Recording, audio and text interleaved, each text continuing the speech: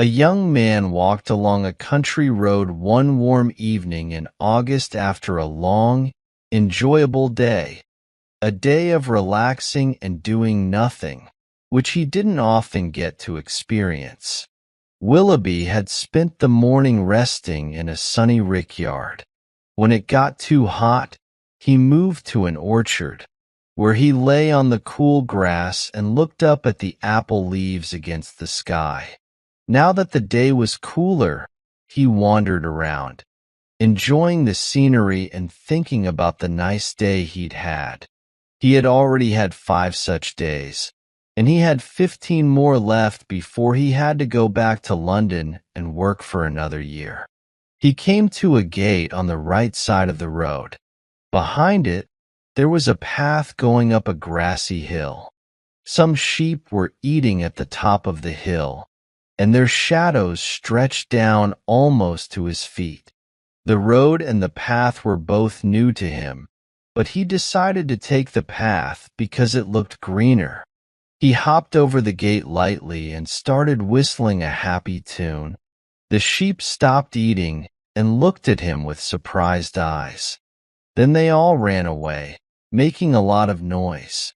When Willoughby reached the top of the hill, he saw a young woman sitting on a stile at the other end of the field. As he walked towards her, he noticed that she wasn't what people usually call a lady, which made him happy because he had some bad experiences with refined women before. He thought this girl might be okay with skipping the formalities of saying hello, so he decided to chat with her. Since she didn't move to let him pass, he stopped and smiled at her. She looked back at him with dark eyes and laughed, showing her white, healthy teeth. "Do you want to come over?" she asked in a friendly way. "I'm sorry, I can't without bothering you," he replied. "Don't you think you're better off where you are?" the girl said. "You mean because I'm looking at you?" "Well, maybe I am," he joked. The girl laughed again, but then climbed down into the field. Leaning on the gate, she said to the young man, "No, I don't want to ruin your walk. Were you maybe going to Beacon Point? It's very pretty that way." "I wasn't going anywhere specific," he said. "Just exploring, you know. I'm new to this area." "How funny. I'm new here too. I only came down last Friday to stay with my aunt in Horton." "Are you staying in Horton?" Willoughby said he wasn't staying in Horton, but at Pavy Cross Farm in the other direction. "Oh, that's Mrs. Payne's place, right? My aunt talks about it. She takes in people for the summer, doesn't she? I guess you're from London, right?" the girl said. "And I guess you're from London too?" Willoughby said, recognizing her accent. "You're smart," the girl laughed. "Yes, I am. I'm here for a holiday because I was so tired from work and the hot weather. I don't look sick, do I? But I was, because it was really hot in our workrooms last month. Tailoring is tough work, especially in hot weather." Willoughby suddenly became more interested in her. He had once thought about socialism and believed that women should work hard too. He had been hurt by a woman before and thought it was better for women to work hard instead of breaking hearts. He felt friendly towards this working girl and walked over to her side of the stile to show he approved of her. She turned to face him, leaning on the bar, and the sunset made her face look beautiful. Maybe she knew how nice the light was because she took off her hat, letting the golden light touch the ends of her rough hair. At that moment, she looked nice against the backdrop of the beautiful Southshire view. "You really are a tailor?" Willoughby asked with concern. "Yes, I am. I've been one since I was 14. Look at my fingers if you don't believe me," she said, holding out her hand. He took it, as expected. Her fingers were worn and dirty from sewing, but her hand was soft and not unattractive. She looked at his fingers holding hers. "It's clear you haven't done any work," she said, sounding partly impressed and partly jealous. "I guess you're fancy, right?" "Oh, yes, I'm really fancy," said Willoughby, not seriously. He thought about his £130 salary and mentioned his job at the British and Colonial Banking House, but she didn't seem to understand much. She still thought he was a gentleman. "Well, at least you're a gentleman. I've always wanted to be a lady. It must be nice to wear fancy clothes and not have to work all day," she said. Willoughby thought it was cute of her to say that. It reminded him of when he was a child and thought kings and queens put on their crowns first thing in the morning. He felt even friendlier towards her. "If being a gentleman means not having to do anything," he said with a smile, "then I'm not one. Life isn't easy for me, just like it isn't easy for you. That's why we should enjoy the moment, don't you think? So, would you kindly show me the way to Beacon Point, since you say it's so pretty?" She didn't need much convincing. As they walked together through the fields, where the evening was slowly turning to night and white moths were starting to come out, she asked him lots of personal questions. He didn't feel comfortable answering most of them, but she didn't mind. Instead, she told him all about herself and her family. He found out her name was Esther Stables, that she and her family lived in Whitechapel, that her dad was hardly ever sober, her mom was always sick, and that she was staying with her aunt who ran the post office and shop in Orton Village. He also learned that Esther wasn't happy with her life in general. She didn't like being at home, found the countryside really boring, and was happy to have met him.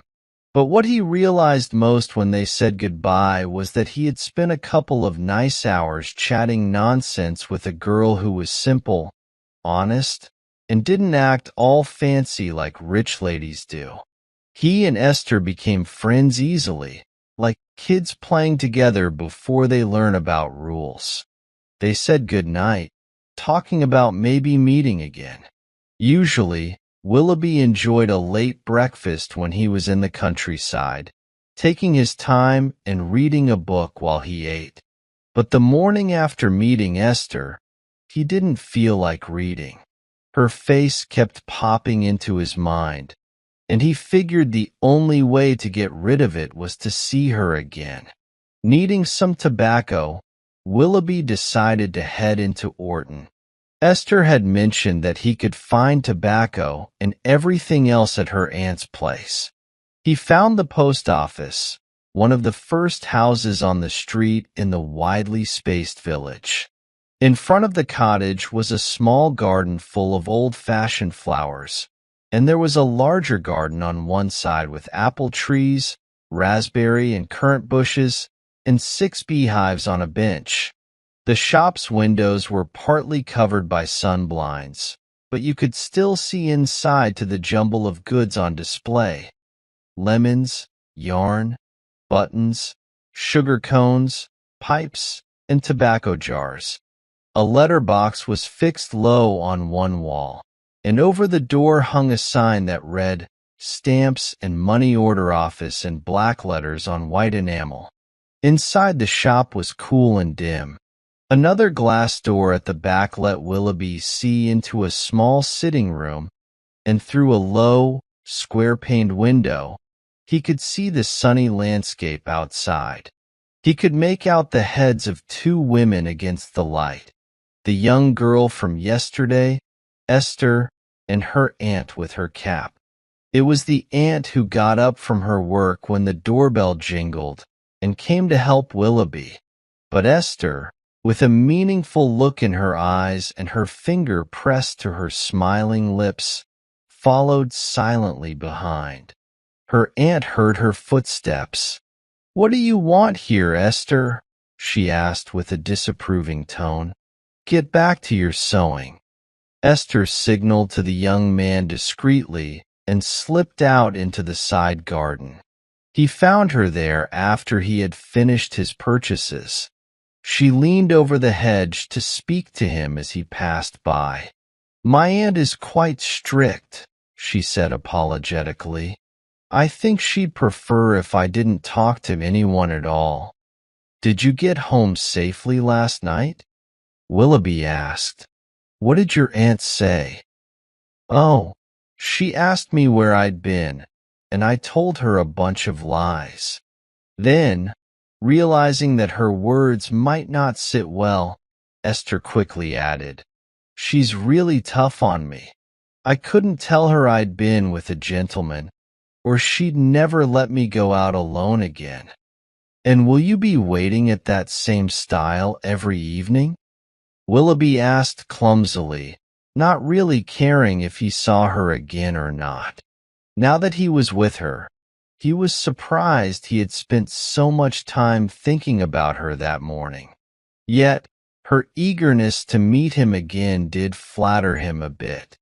"I can't come tonight, unfortunately," Esther exclaimed.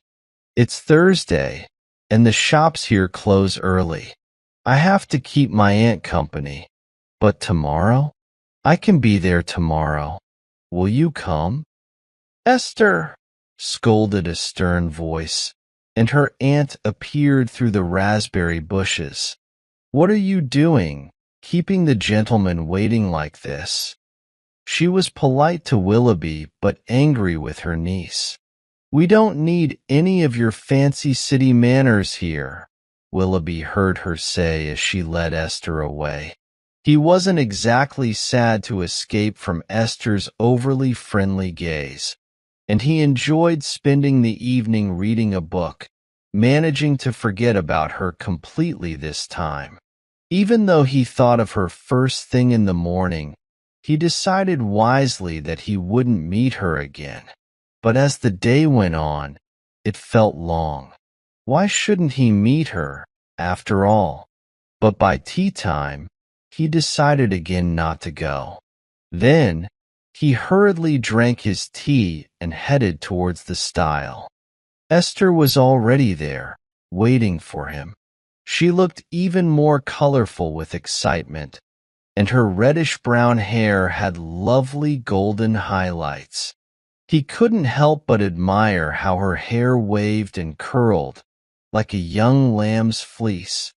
Her neck was smooth and creamy, and when she lit up with joy at his arrival, he couldn't shake the feeling that she was actually a good and nice girl.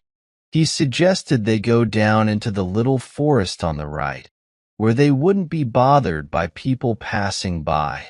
Sitting on a fallen tree, Willoughby started a light, playful conversation, the kind of flirting common among people of higher social classes. He just wanted to be pleasant and pass the time. But Esther took it differently. Willoughby had his hand resting, palm down, on his knee, and Esther, noticing a ring on his little finger, reached out to touch it. "That's a peculiar ring," she remarked. "Can I see it?" To free himself from her touch, he took off the ring and handed it to her to inspect. "What's that dark green stone?" she asked. "It's called a sardonyx." "What's it used for?" she inquired, turning it over. "It's a signet ring, used to seal letters. And there's a sort of king's head carved on it, and some writing too, but I can't make it out," she observed. "That's not the head of a king, even though it looks like it's wearing a crown," Willoughby explained. "It's actually the head and bust of a Saracen, who my ancestor fought against many hundreds of years ago in the Holy Land. And the words carved around it are our motto, Virtue vaunts, which means virtue prevails." Willoughby may have felt a bit more dignified sharing this piece of family history, as Esther burst into uncontrollable laughter, much to his displeasure. When she jokingly suggested putting the ring on her own finger and asked, "Can I keep it?" he suddenly became annoyed. "That was just a joke," Esther quickly clarified, returning the ring to him.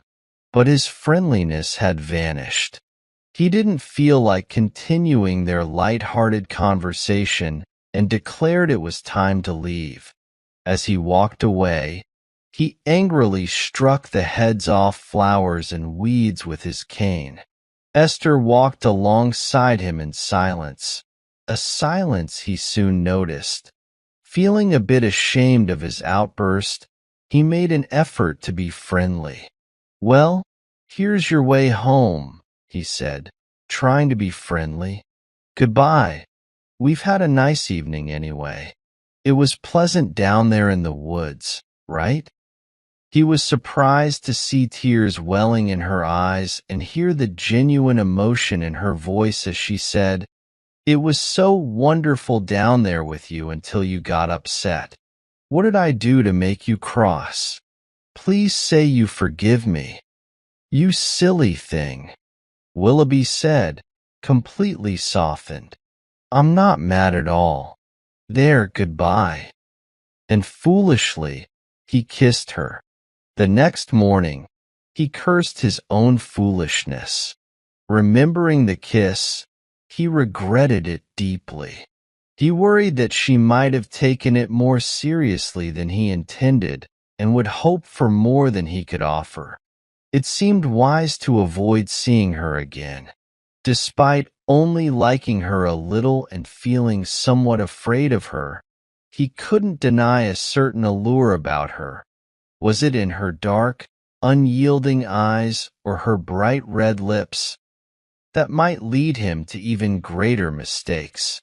So, for 2 evenings in a row, Esther waited for him in vain. On the third evening, he told himself, somewhat relieved, that by now she had probably found someone else to fancy. It was Saturday, the second Saturday since he had left town. He spent the day around the farm, checking on the livestock and helping with the evening milking. Then, with his pipe refilled, he leaned on the west gate, watching the sunset and letting his mind wander into daydreams and fantasies amidst the colors of the sky. He watched as the colors shifted from gold to scarlet, then to crimson, and finally settled into somber purple tones, when suddenly he felt someone nearby. Turning around, he saw Esther, her eyes filled with both eagerness and anger. "Why haven't you come to the stile again?" she demanded. "You promised to come, and you never did. Why didn't you keep your promise?" "Why?" she persisted, her frustration evident as she stamped her foot. What could he say? Tell her she shouldn't be following him like this? Or admit, unfortunately, that he was somewhat relieved not to see her again? "Maybe you don't care about me anymore," she continued. "Then why did you kiss me?"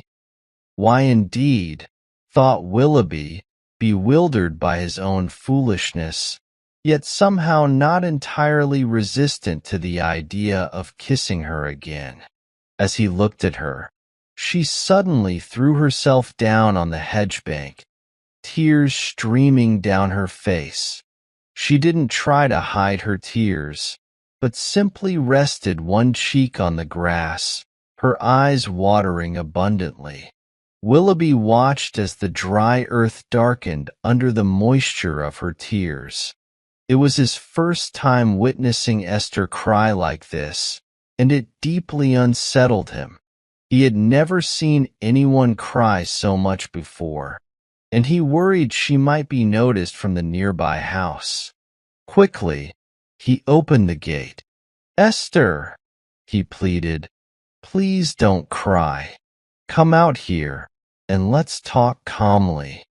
Guiding her through the gate because she couldn't see clearly through her tears, He took her hand, and they found themselves in a field of corn, walking along a narrow grassy path beside it, shielded by the hedgerow.